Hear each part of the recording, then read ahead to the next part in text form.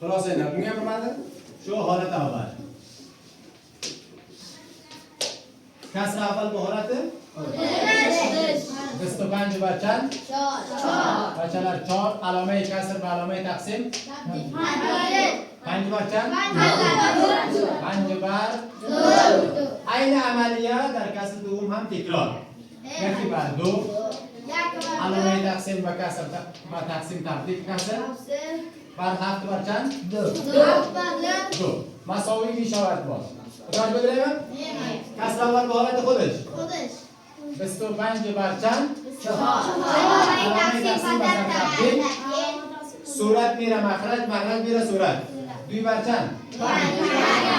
5 این عملیه در کسر دوم هم تکرار کسر اول به حالت علامه تقسیم به تبدیل مخرج میره به جای صورت میره به جای مخرج